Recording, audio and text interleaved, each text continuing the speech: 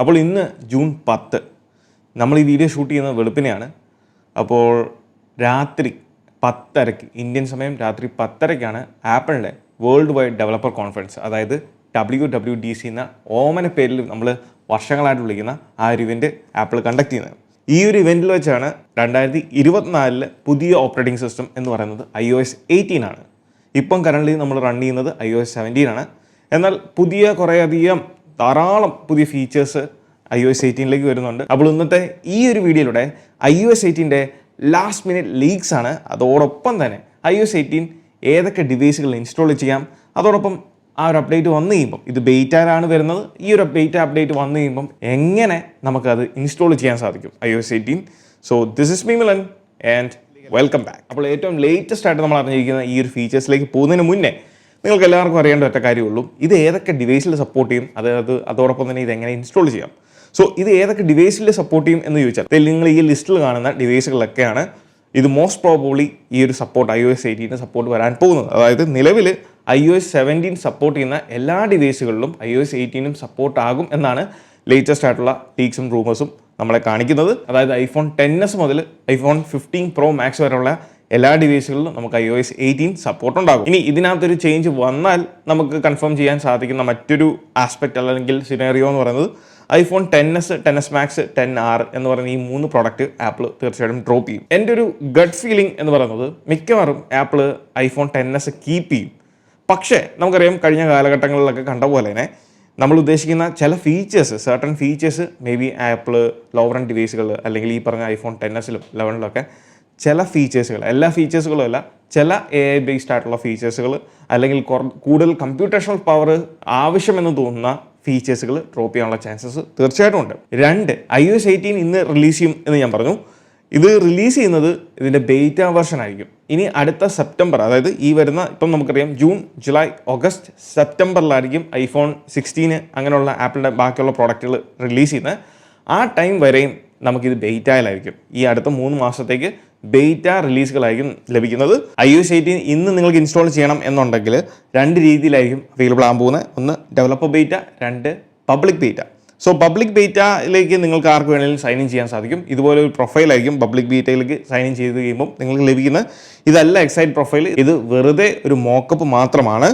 So ഈ രീതിയിൽ നിങ്ങൾക്ക് ഇൻസ്റ്റാൾ ചെയ്യാം. പക്ഷേ ആദ്യം പറഞ്ഞ വാർണിംഗ് തന്നെയാണ് എനിക്ക് ഇപ്പോഴും പറയാനുള്ളത്. മാക്സിമം ബെയ്റ്റ OS അല്ലെങ്കിൽ ബെയ്റ്റ iOS 18 നിങ്ങൾ ഒഴിവാക്കുക, ബെയ്റ്റകൾ ഒഴിവാക്കുക. നിങ്ങൾക്ക് സെക്കൻഡറി ആയിട്ടുള്ള ഒരു ഐഫോൺ ഉണ്ടെന്നുണ്ടെങ്കിൽ മാത്രം അതിലേക്ക് വേണമെന്നുണ്ടെങ്കിൽ ഇൻസ്റ്റാൾ ചെയ്ത് നോക്കാമെന്നാണ്. അല്ലാത്ത പക്ഷം ഇത് ഒഴിവാക്കുന്നതാണ് നല്ലത്. അപ്പോൾ എന്തായാലും അപ്ഡേറ്റ് റിലീസ് ആയതിനു ശേഷം ഇൻസ്റ്റാളേഷനെ പറ്റിയും അതിൻ്റെ സ്റ്റെപ്പ് ബൈ സ്റ്റെപ്പ് പ്രോസസ്സിനെ പറ്റിയും നമ്മൾ എക്സ്പ്ലെയിൻ ചെയ്യുന്നതായിരിക്കും. ഇനി നമുക്ക് ഏറ്റവും അവസാനമായിട്ട് ലഭിച്ചിട്ടുള്ള iOS 18 പുതിയ ഇൻഫർമേഷൻസ് അല്ലെങ്കിൽ ഫീച്ചേഴ്സിലേക്ക് വരുമ്പോൾ ഈ വീഡിയോയിൽ നമ്മൾ ഡിസ്കസ് ചെയ്യുന്ന എല്ലാ ഇൻഫർമേഷൻസും മാർക്ക് ഗ്രുമാൻ, ബ്ലൂംബർഗിലെ മാർക്ക് ഗ്രുമാൻ അതുപോലുള്ള റെപ്യൂട്ടഡ് ആയിട്ടുള്ള പല സോഴ്സുകളും റിപ്പോർട്ട് ചെയ്തിട്ടുള്ള ഇൻഫർമേഷൻസ് ആണ്. അല്ലാതെ നമ്മൾ മെയ്ഡപ്പ് ചെയ്ത് അല്ലെങ്കിൽ നമ്മൾ തട്ടിക്കൂട്ടിയ കാര്യങ്ങളൊന്നുമല്ല. റിപ്പോർട്ട് ചെയ്തിട്ടുള്ള വളരെ റെപ്യൂട്ടഡ് ആയിട്ടുള്ള സോഴ്സുകളും ജേർണലിസ്റ്റുകളും റിപ്പോർട്ട് ചെയ്തിട്ടുള്ള ഇൻഫർമേഷനെ ബേസ് ചെയ്തിട്ടാണ്. സോ ഇതിൽ ഒന്നാമത്തെ കാര്യം എന്ന് പറയുന്നത് ഡാർക്ക് മോഡ്.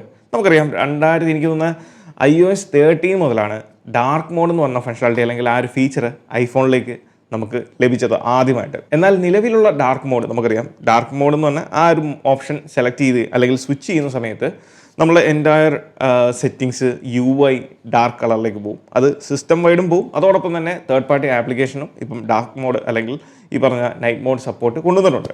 എന്നാൽ പുതിയ iOS 18 വരുമ്പോൾ ഈ ഡാർക്ക് മോഡിനെ ആപ്പിൾ നെക്സ്റ്റ് ലെവലിലേക്ക് കൊണ്ടുവന്നേക്കുവാണ്. കാര്യം എന്താണെന്ന് വെച്ചാൽ ഇതൊരു കൺഫേംഡ് ആയിട്ടുള്ള കാര്യമാണ്. ഡാർക്ക് മോഡ് നമുക്ക് ഇനി മുതൽ ഹോം സ്ക്രീനിൽ കംപ്ലീറ്റ്ലി എൻറ്റയർലി സ്വിച്ച് ചെയ്യുന്ന രീതിയിലേക്ക് കൊണ്ടുവരാൻ പോകുന്നു. അതായത് UIയിൽ നമ്മൾ ഡാർക്ക് മോഡ് സ്വിച്ച് ചെയ്യുന്ന സമയത്ത് നമുക്കറിയാം ഇപ്പം നിലവിലുള്ള ആപ്ലിക്കേഷൻസിൻ്റെ ഐക്കൺ എല്ലാം തന്നെ നമ്മൾ ലൈറ്റ് മോഡിൽ തന്നെയാണ്. ഇപ്പം ഡാർക്ക് മോഡ് നമ്മൾ സ്വിച്ച് ചെയ്ത് കഴിയുമ്പോൾ ആ ഐക്കൺസിന് ചേഞ്ച് ഒന്നും വരുന്നില്ല. ഐക്കൺസിൻ്റെ കളറിലോ സ്കിന്നിലോ ഒന്നും തന്നെ ചേഞ്ചസ് ഇല്ല. എന്നാൽ iOS 18 വരാൻ പോകുന്ന ഡാർക്ക് മോഡ് നമ്മൾ ഡാർക്ക് മോഡ് സ്വിച്ച് ചെയ്യുന്ന സമയത്ത് ഓട്ടോമാറ്റിക്കലി ഐക്കൺസിൻ്റെ ആ ഒരു കളറിലും ചേഞ്ചസ് വരാൻ പോകുന്നു. അതായത് കംപ്ലീറ്റ് ആപ്പിളിൻ്റെ ഐക്കൺസും ഡാർക്ക് മോഡിലേക്ക് വരാൻ പോകുന്നു.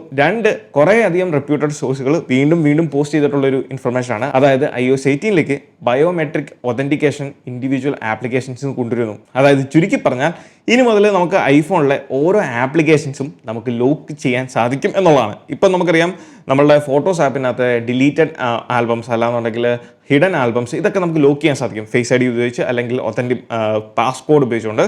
എന്ന് പറഞ്ഞ പോലെ ഇതൊക്കെ കഴിഞ്ഞ വർഷം iOS 17ലാണ് വന്നത്. എന്ന് പറഞ്ഞ പോലെ iOS 18ൽ നമുക്ക് ഫേസ് ഐ ഡി അല്ലെങ്കിൽ ടച്ച് ഐ ഡി പാസ്വേഡ് ഉപയോഗിച്ച് നമുക്ക് ഏത് ആപ്ലിക്കേഷൻസും ലോക്ക് ചെയ്യാൻ സാധിക്കും, അല്ലെങ്കിൽ ലോക്ക് ഫങ്ഷനാലിറ്റി ആപ്പിൾ കൊണ്ടുവരുന്നു. മൂന്നാമത് നമ്മളെ പഴയ റെട്രോ വാൾപേപ്പേഴ്സ് ആപ്പിൾ വീണ്ടും തിരികെ കൊണ്ടുവരുന്നു.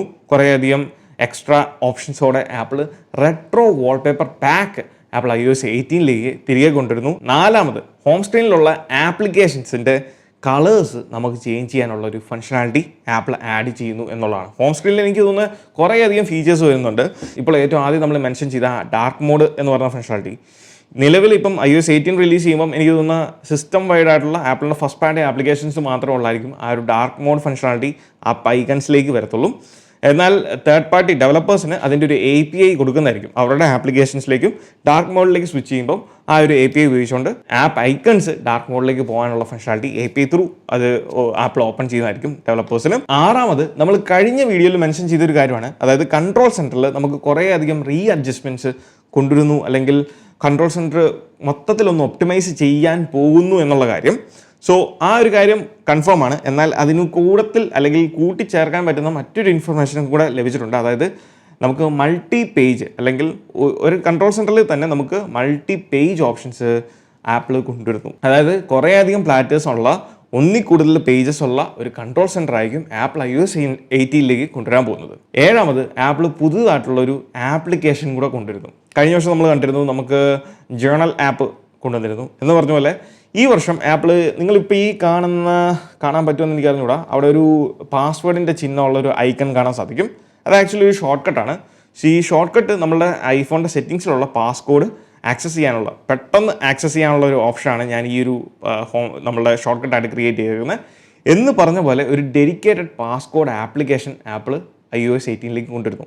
ഇതിൻ്റെ പ്രത്യേകത അല്ലെങ്കിൽ ഇതിൻ്റെ അഡ്വാൻറ്റേജ് നമുക്ക് ഈ പറഞ്ഞ പാസ്വേഡുകളെല്ലാം ഒരൊറ്റ സിംഗിൾ ആപ്ലിക്കേഷനിൽ നിന്ന് അല്ലെങ്കിൽ ഈ ഒരു ഓപ്ഷനിൽ നിന്ന് ആക്സസ് ചെയ്യാൻ സാധിക്കും. അതോടൊപ്പം തന്നെ പാസ് കീ സപ്പോർട്ടും ഈ മറ്റ് നമുക്ക് ക്രെഡൻഷ്യൽസ് നമ്മളെ ക്രെഡിറ്റ് കാർഡ്, ഡെബിറ്റ് കാർഡ് അങ്ങനെയുള്ള വളരെ ഇമ്പോർട്ടൻ്റ് ആയിട്ടുള്ള ക്രെഡൻഷ്യൽസും നമുക്ക് ഇതിലേക്ക് സേവ് ചെയ്യാൻ സാധിക്കും. നിലവിൽ നമുക്ക് സഫാരിയുടെ സെറ്റിങ്സിൽ ഓട്ടോ ഫിൽ എന്ന് പറഞ്ഞ ഓപ്ഷൻ ഉണ്ട്. അതിനകത്ത് ഈ പറഞ്ഞ കാര്യങ്ങളെല്ലാം സേവ് ചെയ്യാൻ സാധിക്കും. ഇത് വെറുതെ കൊണ്ടുവരുന്നതുകൊണ്ട് കാര്യമൊന്നുമില്ല. അപ്പം തീർച്ചയായിട്ടും ഇപ്പം നിലവിൽ മാർക്കറ്റിലുള്ള പാസ്കോഡ് ആപ്ലിക്കേഷനുമായിട്ട് കോമ്പീറ്റ് ചെയ്യാൻ പറ്റുന്ന രീതിയിലുള്ള എന്തെങ്കിലും ഫങ്ഷനാലിറ്റിയും കൂടെ തീർച്ചയായിട്ടും ആപ്പിൾ അതിൽ ആഡ് ചെയ്യാനുള്ള സാധ്യതകളാണ് ഞാൻ കാണുന്നത്. പിന്നെ എട്ടാമത് RCS സപ്പോർട്ട്. ഇത് നമ്മൾ നേരത്തെ ഡിസ്കസ് ചെയ്തതാണ്. അതുകൊണ്ട് തന്നെ ഇനി മുതൽ നമുക്ക് ആൻഡ്രോയിഡ് ഡിവൈസോ ഏത് ഡിവൈസിലേക്ക് വേണേലും നോർമൽ ടെക്സ്റ്റ് മെസ്സേജ് ആയിട്ട് ഇമേജസ്, ഇമോജീസ്, റിയാക്ഷൻസ് അങ്ങനെ കാര്യങ്ങളെല്ലാം ചെയ്യാൻ സാധിക്കും iOS 18 മുതൽ.